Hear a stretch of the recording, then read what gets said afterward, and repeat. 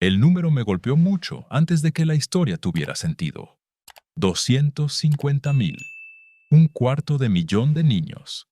Sin padres, sin apellidos originales, sin certificados de nacimiento, sin registros de dónde venían o a quién pertenecían realmente.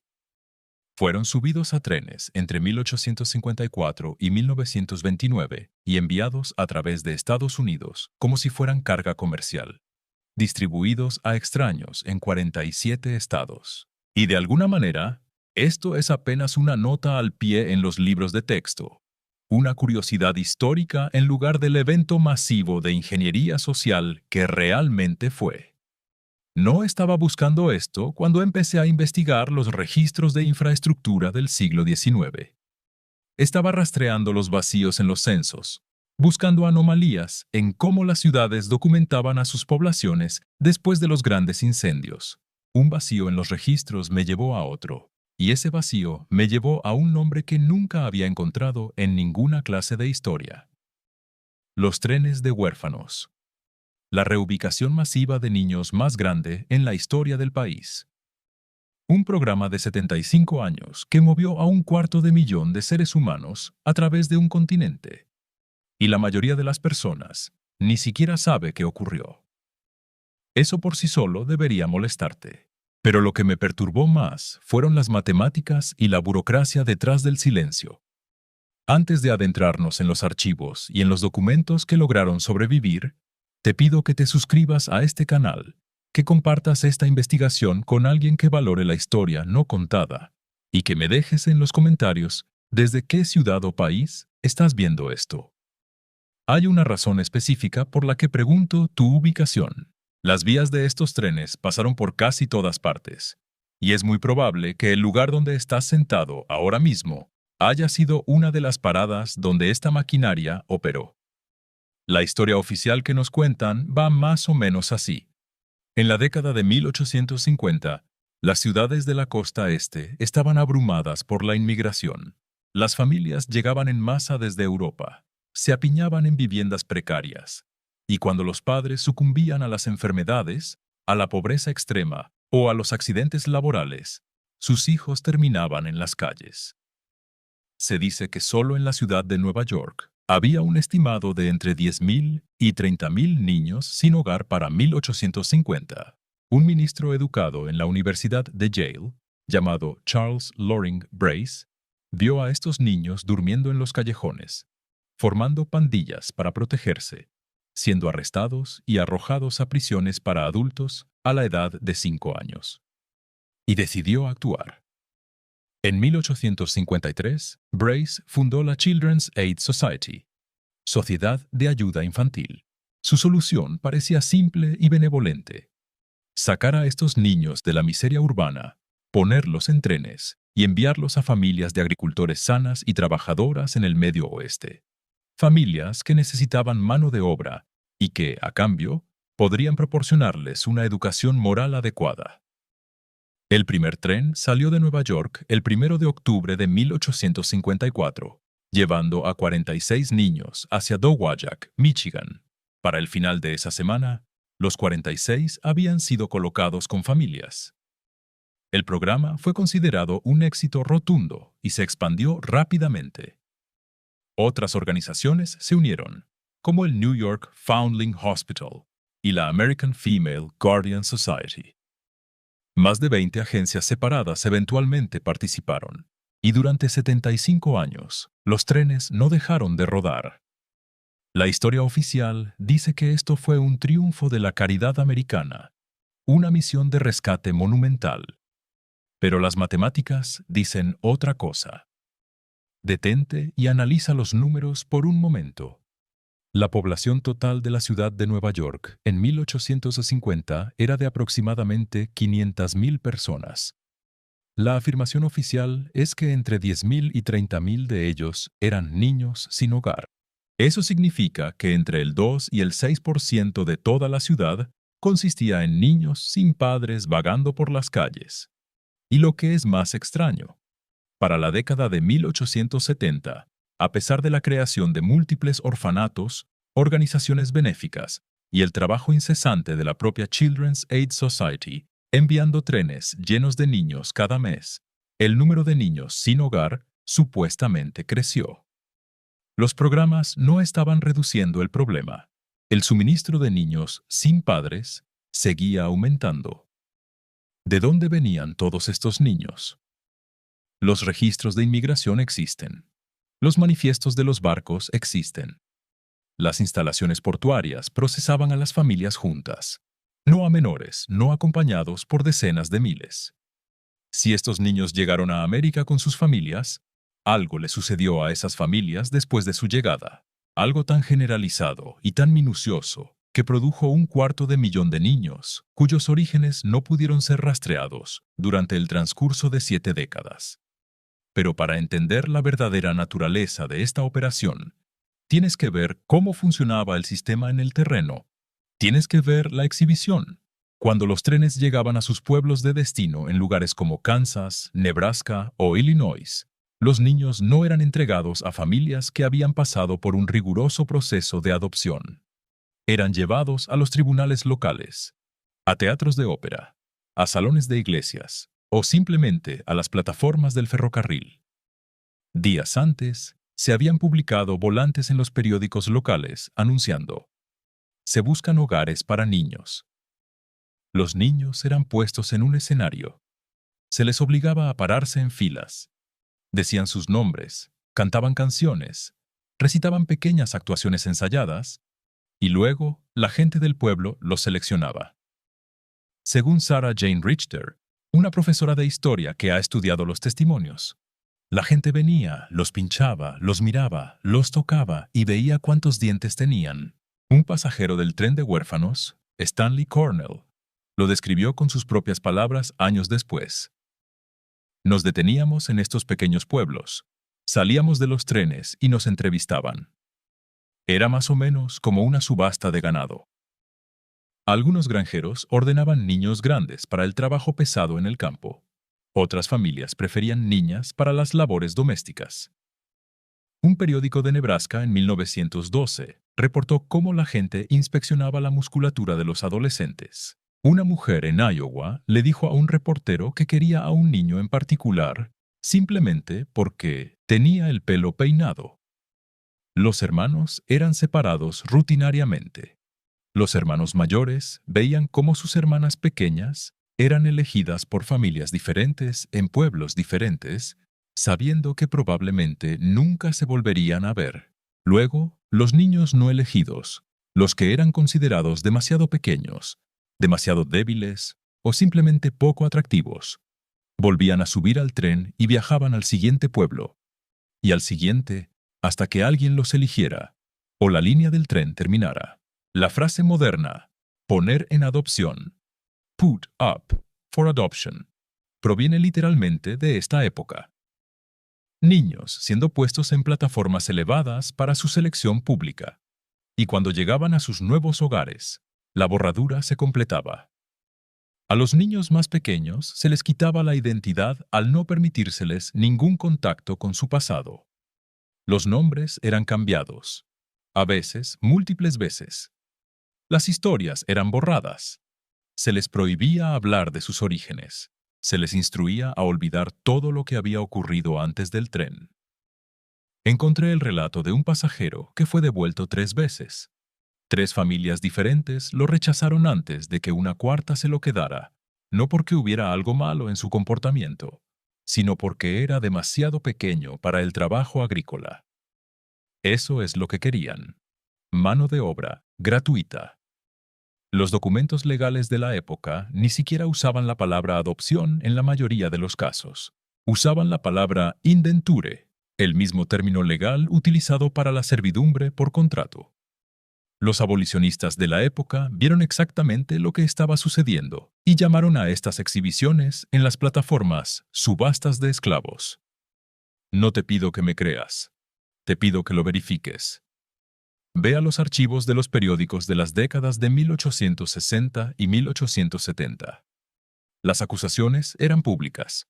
Los líderes católicos en Boston acusaron a la Children's Aid Society, una organización estrictamente protestante, de robar sistemáticamente a los niños inmigrantes católicos para enviarlos lejos y convertirlos a la fuerza.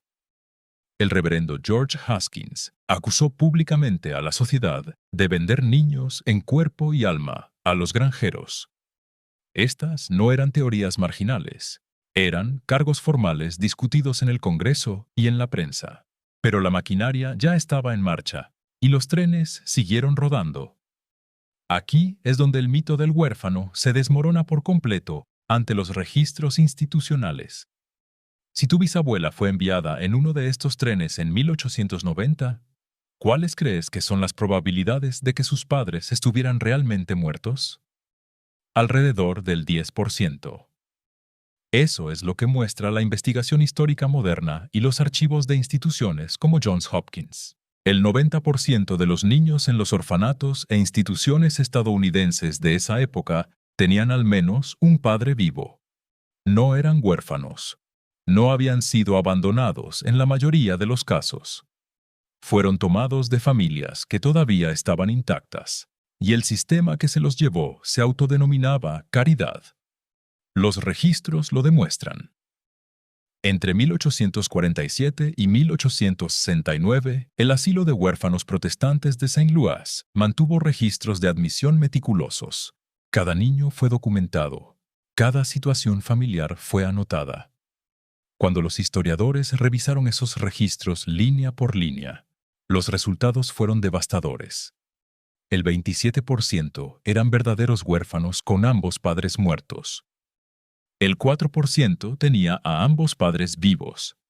Y el 69%, más de 2 de cada 3 niños, tenía a uno de sus padres aún con vida.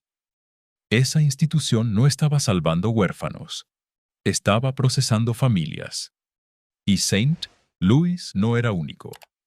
En Nueva Orleans, los investigadores encontraron que, para 1915, solo el 15% de los niños registrados en la Junta de Prisiones y Asilos eran completamente huérfanos. En todo el país, el patrón se mantenía. La gran mayoría de los niños institucionalizados tenían familias. Familias a las que se les dijo que sus hijos serían cuidados, educados y devueltos temporalmente durante una crisis financiera o una enfermedad. Muchos de esos niños nunca regresaron a casa. Piénsalo desde la perspectiva de una madre en 1860. Llevas a tu hijo a una institución durante una crisis.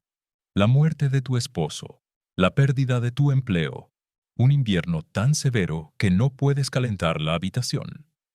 Te dicen que el niño estará a salvo, que será alimentado, que aprenderá un oficio. Esperas volver por él cuando la crisis pase. En lugar de eso, unas semanas después, tu hijo está en un tren hacia una granja en Illinois. Su nombre ha sido cambiado en un libro de contabilidad. Su contrato de servidumbre es legalmente vinculante gracias a leyes estatales aprobadas específicamente para facilitar este tráfico. Y nadie te contacta para pedirte permiso ni para informarte a dónde fue enviado. La institución que prometió cuidado temporal ha redistribuido permanentemente a tu hijo como mano de obra agrícola. Esto no fue un error del sistema. Fue el diseño del sistema. Y sabemos esto porque la selección de los niños no era aleatoria. Era quirúrgica. Seguía líneas religiosas, étnicas y de clase con una precisión perturbadora. Charles Loring Brace fue explícito acerca de sus motivaciones. Él veía a los padres católicos e inmigrantes como indignos casi por definición. Creía que sacar a los niños de los hogares católicos irlandeses o italianos y colocarlos con familias protestantes en el Medio Oeste era un imperativo moral. La caridad era una tubería, y la tubería clasificaba a los niños por fe y origen. La sociedad no cambió sus políticas porque estuvieran funcionando mal. Las mantuvieron porque estaban logrando exactamente el tipo de asimilación cultural forzada que deseaban. Pero si crees que esto fue solo un experimento social confinado a las calles de Nueva York, necesitas alejar la lente. No es coincidencia. Es un patrón que se repite con una precisión inquietante en múltiples frentes durante las mismas décadas exactas. Mientras los trenes llevaban a los hijos de los inmigrantes hacia el oeste, Otro sistema paralelo se estaba construyendo para los pueblos originarios de América. A partir de la década de 1870 y continuando hasta la década de 1960, los niños nativos americanos fueron arrebatados de sus familias y enviados a internados federales. El arquitecto de este sistema, el capitán Richard Henry Pratt, fundó la Escuela Industrial India de Carlisle, en Pensilvania, en 1879. Él declaró su filosofía públicamente en 1892. Mata al indio en él y salva al hombre. Los niños, algunos de apenas 5 años, eran separados de sus padres. Se les cortaba el cabello, un acto de profundo trauma espiritual en muchas de sus culturas. Sus nombres tradicionales eran borrados y reemplazados por nombres ingleses de un libro de contabilidad. Su ropa era quemada.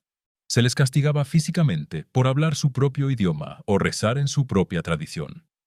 Para el año 1900, 20.000 niños nativos estaban en estos internados. Para 1925, ese número superaba los 60.000. El Congreso incluso aprobó una ley en 1891 que requería que los padres nativos enviaran a sus hijos a estas escuelas, o de lo contrario, el gobierno les cortaría las raciones de alimentos de las que dependían para sobrevivir en las reservas. Las fotografías del antes y después que la escuela de Carlisle tomaba para demostrar su éxito son escalofriantes. Un niño llega con su vestimenta tradicional y meses después, el mismo niño aparece con un traje occidental, el cabello corto, la mirada vacía, su identidad completamente sobreescrita. Y el patrón cruza los océanos. Suma a este cálculo el programa de los British Home Children.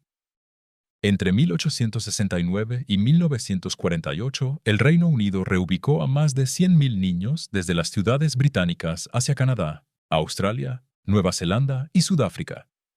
Las condiciones eran casi idénticas a las de los trenes de huérfanos americanos. El mismo marco de tiempo. Los mismos métodos. El mismo patrón de etiquetar a los niños como huérfanos, a pesar de que se estima que 2/3 de ellos tenían al menos un padre vivo. Las mismas identidades imposibles de rastrear. Los mismos registros sellados. 2 programas paralelos, en 2 continentes, produciendo el mismo resultado exacto al mismo tiempo. Esa no es la historia de la pobreza orgánica. Esa es la historia de una logística institucional coordinada. ¿Cómo logra una cultura aceptar y procesar que cientos de miles de niños aparezcan sin familia, sin historia, y sean redistribuidos como bienes de consumo? Tienes que crear una narrativa. Tienes que anestesiar la mente pública. Entre 1900 y la década de 1920, cientos de miles de tarjetas postales circularon por Europa y Estados Unidos, mostrando a bebés creciendo en campos de repollos. No como bromas, sino como la imaginería dominante sobre la infancia. Mostraban a infantes siendo cosechados de la tierra, pescados en ríos, incubados como vegetales, atendidos por jardineros mientras parejas burguesas paseaban y seleccionaban al bebé de su agrado.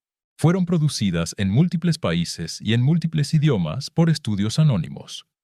El mundo del arte las clasifica hoy como anuncios de nacimiento caprichosos o folclore inofensivo.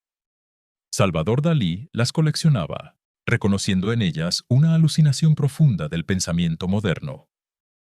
Pero mira esas imágenes a través de la lente de los trenes de huérfanos. La imaginería es transaccional, es agrícola. Los bebés aparecen de la tierra, no tienen padres, no tienen historia de origen, no tienen linaje. Alguien los selecciona. Alguien se los lleva a casa. El cuento de hadas hace el trabajo de la borradura. No le dices a una comunidad que 250.000 de niños fueron despojados de sus identidades legales. Envías postales de bebés creciendo en jardines. Normalizas la idea de que los niños son productos que simplemente aparecen listos para ser reclamados. Y si eso suena como una exageración teórica, considera lo que estaba ocurriendo físicamente en las ferias mundiales durante esas mismas décadas. Entre 1896 y 1943, un hombre llamado Martin Cowney, que probablemente nunca tuvo una licencia médica real, operó exhibiciones en Coney Island y en ferias a lo largo del país. El letrero afuera decía, «Bebés vivos en incubadoras». Los visitantes pagaban 25 centavos para entrar y mirar filas de bebés prematuros en cajas de vidrio. Cowney afirmaba haber salvado a más de 6.500 bebés. Los hospitales de la época se negaban a tratar a los infantes prematuros, clasificándolos como débiles que no valía la pena salvar. Entonces, Cooney los exhibía junto a los tragasables y los hombres con cara de león. ¿De dónde sacas un suministro interminable de bebés prematuros anónimos durante 40 años? Nadie preguntaba. A nadie parecía importarle que la vida humana fuera exhibida y monetizada mientras las instituciones médicas miraban hacia otro lado. Todo esto sucedía mientras incendios catastróficos y simultáneos borraban comunidades enteras.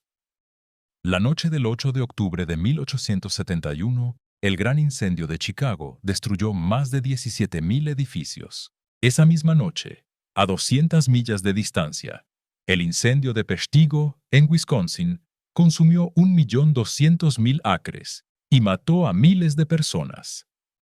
Esa misma noche, ciudades en Michigan ardieron hasta los cimientos. Estos eventos crearon desplazamientos masivos, registros locales, certificados de nacimiento, registros parroquiales, títulos de propiedad, todo reducido a cenizas. Y en ese vacío de documentación, miles de niños sin origen rastreable inundaron el sistema. Pero la verdadera obra maestra de este encubrimiento institucional, el clavo final en el ataúd de la memoria, ocurrió décadas después en un sótano en Washington, D.C.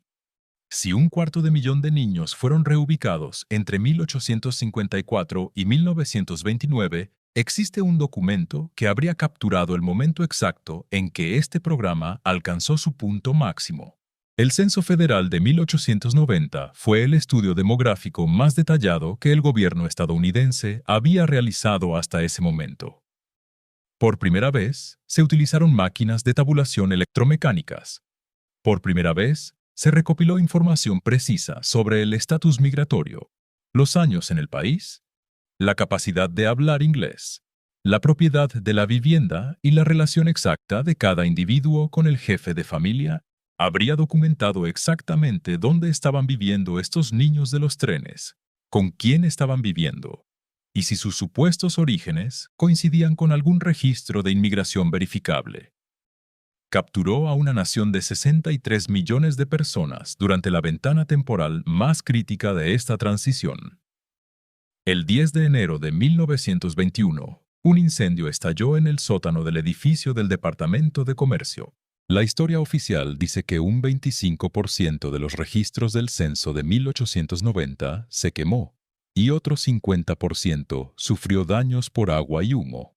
Pero aquí está el detalle que convierte la tragedia en una decisión calculada.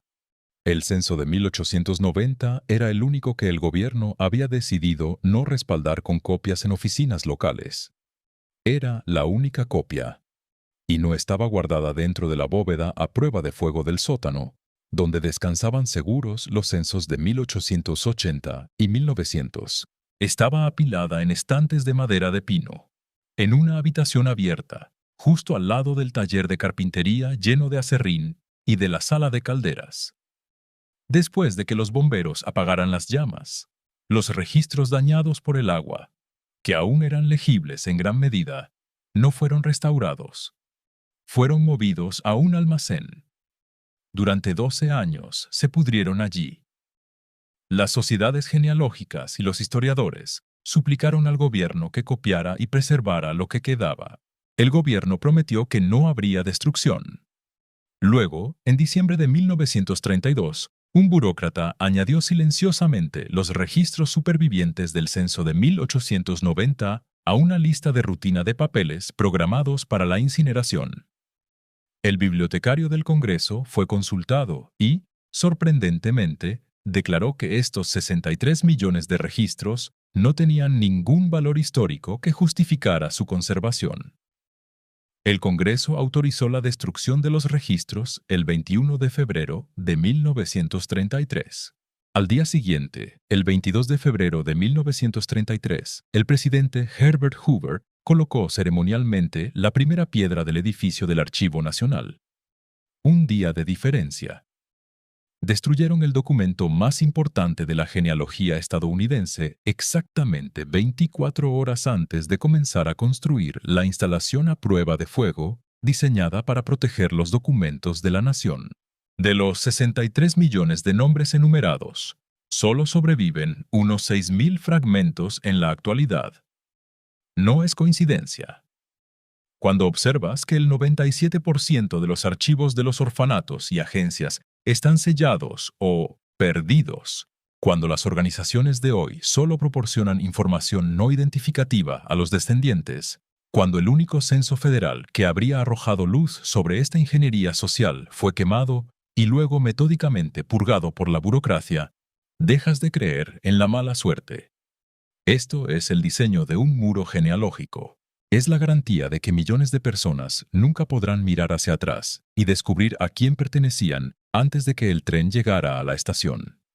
Se estima que hoy en día, entre 2 y 3 millones de estadounidenses vivos son descendientes directos de los pasajeros de los trenes de huérfanos. Millones de personas cuyas pruebas de ADN y árboles genealógicos chocan contra un muro de ladrillo entre 1870 y 1890. No encuentran los nombres de sus tatarabuelos, no porque no se llevaran registros, sino porque el sistema decidió que su linaje debía comenzar en esa plataforma de tren en Nebraska, o en Kansas, o en Illinois. Fueron convertidos en lienzos en blanco por un Estado y una red de instituciones corporativas y religiosas que necesitaban poblar y trabajar las tierras de un imperio en expansión. El sistema que tomó a estos niños, que borró su pasado, que mintió a sus padres, que los exhibió como mercancía y que luego quemó o bloqueó el rastro de papel, nunca ha enfrentado un ajuste de cuentas. Reconocieron eventualmente que el sistema era defectuoso. Pararon los trenes en 1929, cuando la Gran Depresión cambió las prioridades económicas y cuando las leyes de bienestar infantil comenzaron a tomar forma. Pero nunca pidieron perdón. Nunca abrieron los archivos de par en par. Nunca financiaron un esfuerzo nacional para reunir a las familias que habían sido destrozadas. Simplemente cerraron las puertas y esperaron a que el tiempo hiciera el resto del trabajo. El silencio de los registros no es una falla de la historia, es un arma. Las instituciones que administran el pasado saben que si no puedes probar de dónde vienes, no puedes reclamar lo que te fue arrebatado. Y mientras tú buscas respuestas en bases de datos comerciales que te cobran por acceso a documentos incompletos, la arquitectura del olvido sigue operando en los sótanos, en las leyes, en los archivos sellados por estatutos de privacidad centenarios. Te pido que dejes un comentario si en tu propia investigación familiar has chocado contra este muro alrededor de 1890. Comparte este conocimiento, no para alimentar teorías sin fundamento, sino para documentar los mecanismos fríos y burocráticos que han moldeado nuestro presente. Los niños de los trenes ya no están aquí para hablar, pero la matemática de su desaparición, los huecos en los censos y el rastro del dinero institucional hablan por ellos. El archivo persiste para aquellos que están dispuestos a leer lo que no está escrito. Una vez que lo ves, no puedes dejar de verlo.